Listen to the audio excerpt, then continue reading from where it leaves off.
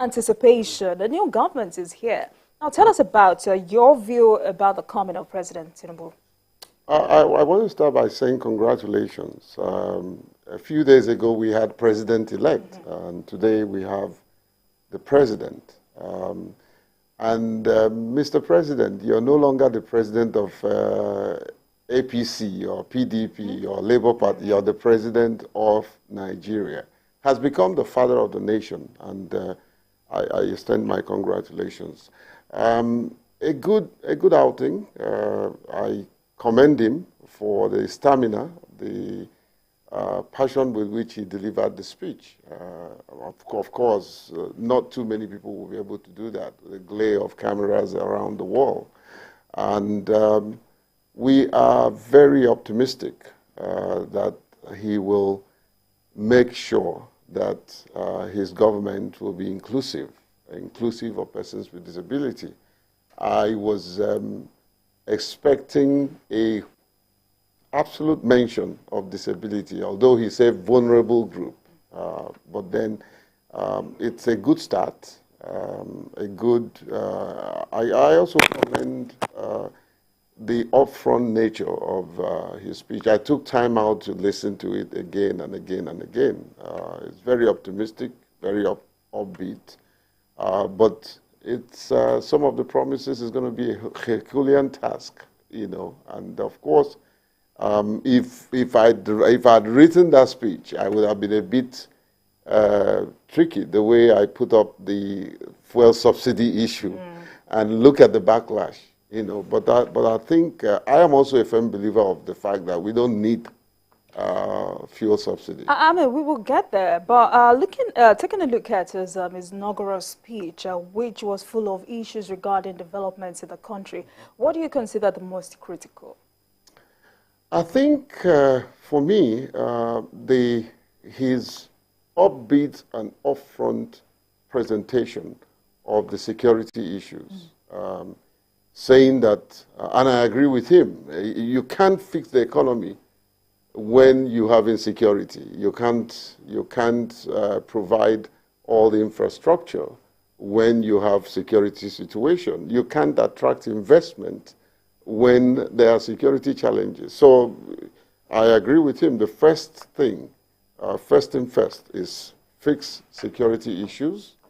And I also like the fact that he is willing to create a balance in the foreign exchange market. You know, the disparity between the black market and the mainstream banking rate, it's appalling, you know. And of course, I also believe that his speech touched on power, solving the issue of power generation and all that, you know. My only thing I would have said to Mr. President is be careful when making promises, because you see, it's always better to promise less and deliver more. You know, he's inheriting a very fledgling economy. Words. Yes, I'm not in doubt, but if you look at the economy that we have today, it would take maybe the likes of Bola Tinubu to fix it. It's going to be a Herculean task, but it's doable. It's doable. I like the fact that he's courageous. He can take certain decisions and not care who. Yes.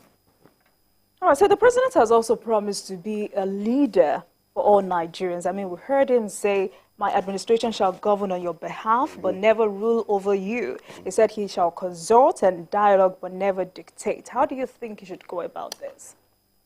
Well, play the role of a non-transactional leader. If I'm sitting across his table, I will say one thing to him: Mr. President, be fair and be firm. That's what leaders do. Your decision may not go down well with everybody, but when everybody begins to benefit from it, they will sing your praise. You know, so for me, the first 100 days, hit the ground running, try and fix the insecurity situation, try and fix the power do your best to ensure that the economy is stable. Nigerians will sing your praise. So he was also really emphatic on his interest in unifying Nigerians. And for him, it says, as long as the world exists, Nigeria shall exist. How do you think the president should go about this? I think that was a very powerful statement. Number one, I think he needs to stand firm and defend the integrity and sovereignty of the nation, bring everybody to the table. If you can solve your internal situation and make sure that the country is firm, you'll be able to defend the external aggression. Bring everybody to the table. Like I said, promise less, perform more. Also, know that you are human.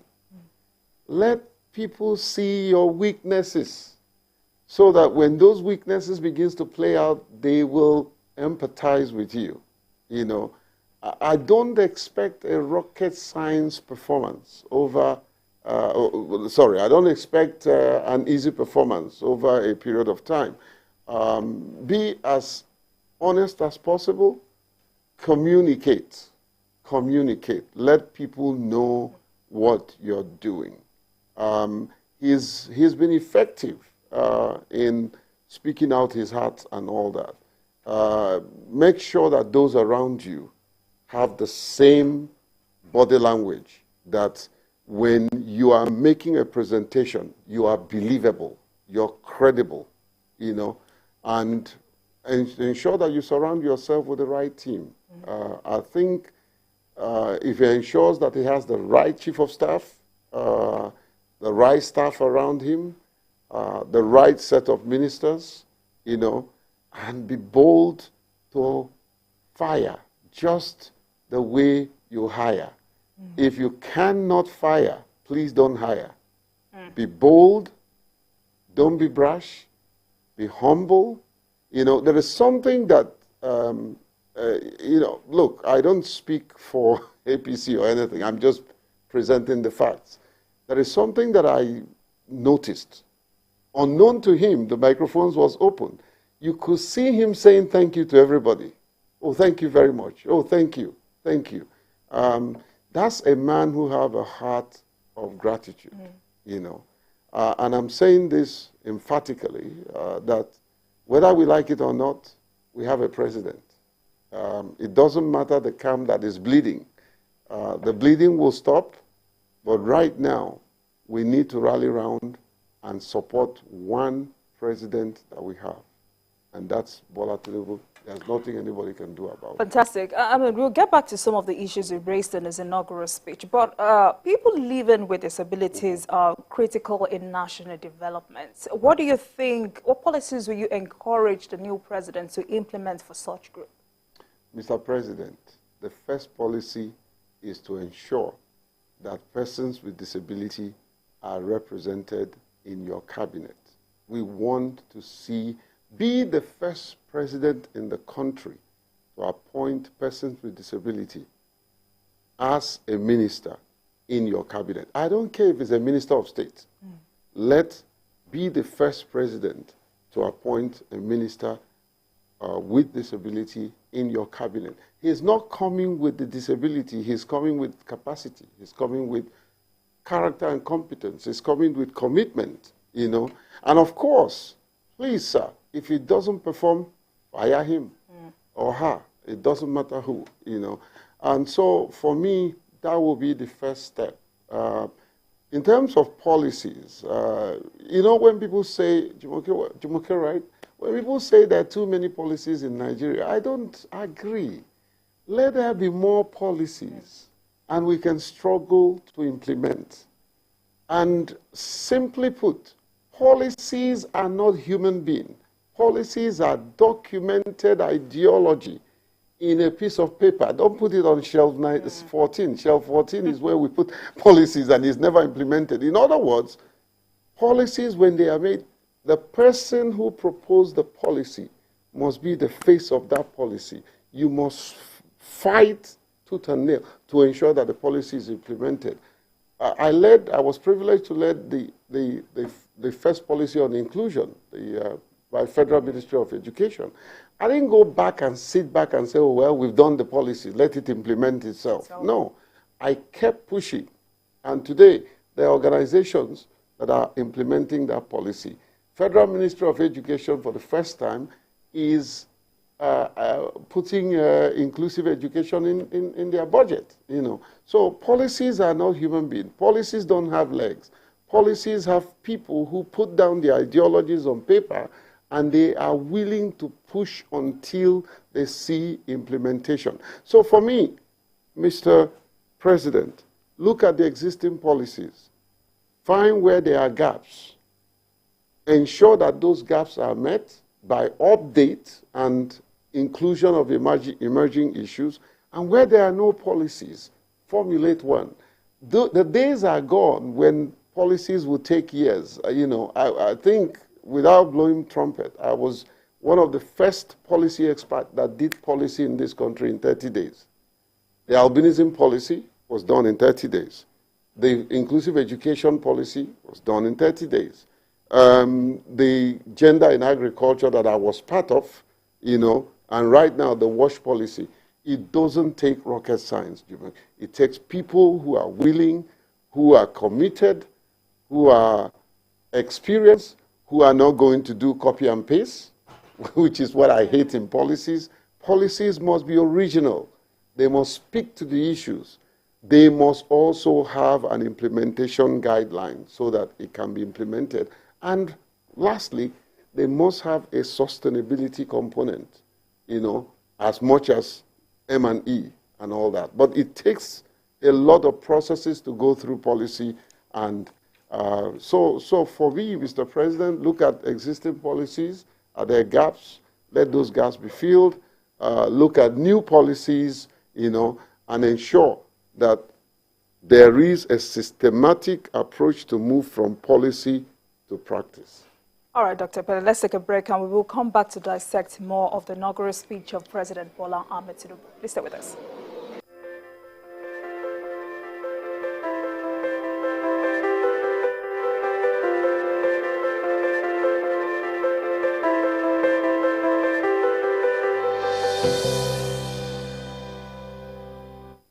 The ABC candidates for the speakership position of the 10th House of Representatives, Right Honorable Tajuddin Abbas, PhD, Ian Serzo, congratulates President Bola Ahmed Tinubu and Vice President Kashim Shettima on their inauguration.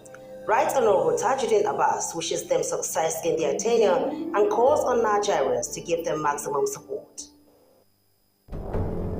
Every week, Green Angle, in partnership with Wild Aid, will bring you a documentary series on environmental issues affecting Nigeria's amazing biodiversity, from climate change, air pollution, and wildlife conservation. We will be traveling across Nigeria to give you on-the-ground report of the issues affecting our environment. It airs every Saturday.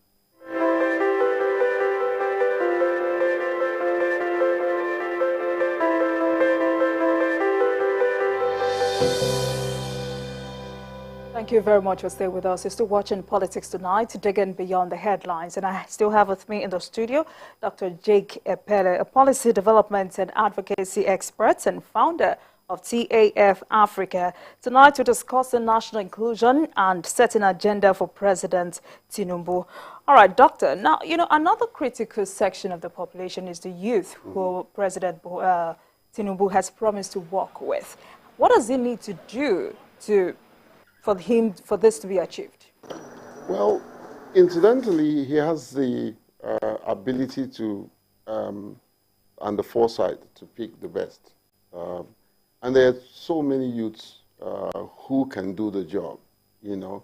And so for me, look out for people, number one, with the mindset of success.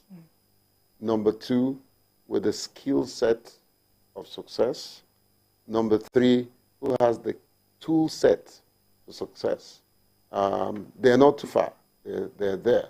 Not people that pays lip service to what they can do. Not wishful thinkers. You need those who are willing to work measure their competencies, find where they will fit in to be able to do the job. And I think generally he should also have a mechanism for evaluation. You know, I have about 24 staff. All of them go through certain processes and systems to be hired.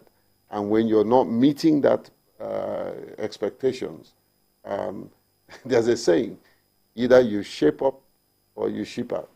You know, so for me, that will be it. If possible, I would put together an internal kitchen cabinet whose job it is to sit everybody down. They're going to apply for the job, not necessarily writing application, but if you choose somebody and you want to give somebody a position, you want to be sure that that person has what it takes to occupy that position. And oftentimes in leadership, people think that leadership is about jostling for a position. It's about the purpose you bring to a position, and that's what makes the difference. You know, so I would thoroughly investigate. Of course, he has all the security apparatus to know where the person is coming, what's the person's background, because you don't want to bring people with baggages in a new fledgling government. That will create more problems. I think he needs to also look at the technicalities. What are the people with what we used to call technocrats, you know, and many of them are abroad who wants to come back to serve. Some of them can take leave of absence from their job and come back here to serve. So whether you are a youth or a person with disability or able-bodied person, whatever you have, you must have what it takes mentally to do the job. Don't hire, do not, Mr. President, take anybody because he has disability. Take them because, yes, they have disability, but they have the ability to function in the office. Absolutely. You know, and that's important. And of course, I can't leave the women folk. I want to see more women ministers like any other. Thank you, Doctor. You know? I want to see more women ministers. And there are many of them around him, many of them who are willing to do the work, you know. I think sometimes it might be too hard what I'm going to say. If I'm in his shoes, I will ask people to give me undertaking that they're going to do the job. Give me an undertaking. You're going to do the job. And you know, like I said, don't be shy to fire because you're the boss. You have hired them. If they don't do the job, show them the way out. Because, hey, Mr. President, if you fail, these guys will dust off whatever brought them to you and go away. You know, so ensure that you don't fail by hiring the right staff. The law of leadership says that the success of a leader is tied closely to those that he surrounds himself with. It's called the law of influence, you know. So it's important that these things are done. Don't hire a woman because she's a woman. Hire her because she's qualified. Don't hire a person with disability because he has disability. That will be sympathy in place of empathy. Hire that person because he has what it takes. All right, so revenue shortfall is still a critical issue amid the rising national debt. So how do you think the government can boost revenue to execute its plans? Mr. President, do what you did in Lagos. We're in Lagos. Do what you did in Lagos. You know, for me, number one thing will be shrink the government. I don't like over-bloated government. Shrink the government. There are some ministries. Somebody had said with me, I was on another television network, and he said, oh, some of these ministries are constitutional. There are some of them that I know that are not constitutional. Get rid of them. You know, some of the ministries can be collapsed into other ministries. You know, I think when you have a government that is too big, it's going to be too expensive to run. Shrink the government, you know, and when I say government, there was something that the past president started. They were looking at some of the departments and agencies, many of them are running across purposes, Be bold to look at them, shut them down, and create something a bit bigger within the space. 2, 3 agencies that are doing the same thing can come together. You understand? This is my opinion. I don't know what the mandates are. IPCT with the EFCC, I don't understand. I would rather have one huge organization that has departments, that can run. So if you can shrink the government, he will save a lot, ensure that the issue of taxes that you dealt with in Lagos and took the revenue generation upscale, do the same thing at the national level, And of course, as much as possible, encourage foreign investment. Encourage foreign investment. Stabilize the naira. We may not get 1 naira to $1, but we can drastically reduce the current very, very alarming rate. All right, so one critical obstacle to inclusion is stigmatization in whatever form. How much of a challenge is this in Nigeria at the moment? Well, it's a huge issue. We are doing our best, but there's still a lot to be done. There is still a lot to be done. I was driving out of the airport, and one guy that came to sell something on the window looked at me and said, what did he say? He said, oh, unfortunate European. Straight to my face, And those are the things that creates the stigma, I've read a bit of the president's background. I think he understands what it means to be stigmatized. I think he understands what it means to be cajoled, to be made fun of. He has his own fair share. And I'm a Christian. The Bible says, in that which you have been comforted, that you may comfort others, And I like the part that the president's speech, he was literally quoting the Bible. And at the point, he says, say amen to that. And so, for me, you have your fair share. So don't allow people to continue to feel the pain of stigmatization. I've had my own fair share. I'm 62. I have had real face-to-face, raw discrimination and stigmatization. And anybody, any leader that meets a generation and leaves that generation worse than he met it, does not fit to lead. All right, Doctor. So I believe that he would change, focus more. The president was known for human rights, He was a human rights defender, We don't expect anything less. All right, Doctor. Now, before I let you go, what's your message, your final message to the president in his desire to turn things around in Nigeria? Well, Mr. President, again, congratulations. But here's what I'll leave you with. Remember, the very day you were born, you were the only one crying, and everybody around you were rejoicing. You have a chance to live your life so well that the day you exit, you will be the one rejoicing and everyone will be crying. It's called a life of contribution. God has been fair to you. I don't think you're looking for anything. This is one opportunity of a lifetime to make impact, not impression. To make posterity, not prosperity. I know that you remember the saying that you make a living with what you get, but you make life with what you give. I'll leave you on that note.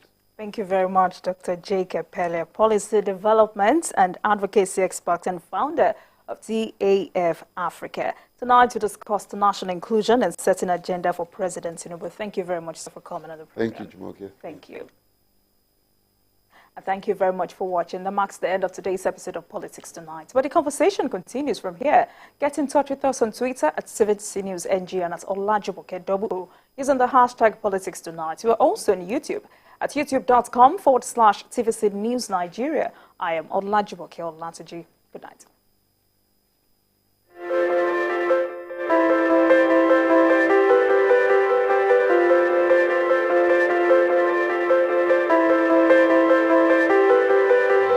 Thank you.